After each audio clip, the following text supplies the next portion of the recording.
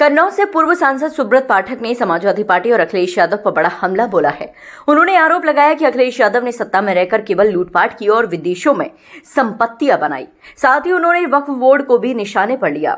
अखिलेश यादव वो नेता है जो सत्ता में रहकर सिर्फ अपनी तिजोरी भरने का काम कर रहे हैं। 2017 के बाद शायद ही कोई रात होगी जब उन्होंने मुख्यमंत्री बनने का सपना ना देखा हो। हमारी सरकार ने गौशालाएं बनवाई, लेकिन ये लोग गौक्षी केंद्र खुलवाकर समस्या दूर कराना चाहते हैं। वक्फ बोर्ड एक भू माफिया बोर्ड बन चुका है। पूरे देश की जनता चाहती है कि इस बोर्ड की गुंडागर्दी खत्म हो। हमारी सरकार इसे लेकर ठोस कदम उठाएगी। पूर्व सांसद सुब्रत पाठक जो सरकार की उपलब्धियां गिनाने झिंझक पहुंचे थे, लेकिन उनके निशाने पर अखिलेश यादव और वक्फ बोर्ड भी रहे। अब देखना होगा कि सपा इस पर क्या प्रतिक्रिया देती है।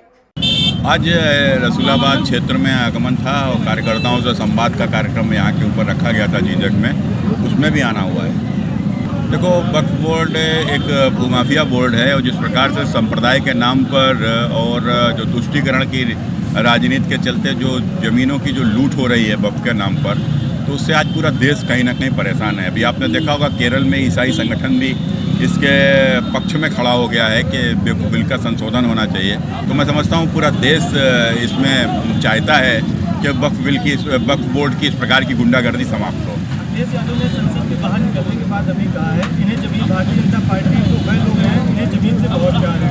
रेलवे को बेचा इन्होंने, डिफेंस को भी जमीन बेच दी है, अब वक्फ बोर्ड उसकी बीमारी आ गई है। देखो, ये वो लोग हैं जो सत्ता में रहने पर जो सत्ता की लूट करते रहे और लूट करके इन्होंने तो संपत्तियां विदेशों तक में खरीद ली हैं। तो कुल मिलाकर ये वो लोग हैं जो गौपालक वर्ग से आते हैं, लेकिन तुष्टीकरण के चलते जो जिनके समय पर गौकसी होती थी और आज उनका दर्द उनकी जबान से निकल गया कि उनको गौशाला से बदबू आने लगी है। तो इस प्रकार के लोगों के लिए क्या ही कहा जाए। अखिलेश जी कह रहे हैं, हमारे मुख्यमंत्री जी कहते हैं राजनीति हमारा पार्ट टाइम जॉब है, तो दिल्ली वाले हटाते क्यों नहीं?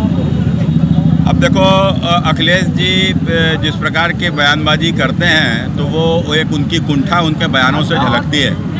उनकी कुंठा जो है उनके बयानों से झलकती है और शायद इसी कारण से वो जल्दबाजी में, आपने देखा होगा 2017 के बाद से शायद ही कोई रात ऐसी गई हो जिस रात अखिलेश को मुख्यमंत्री बनने का सपना ना आया हो।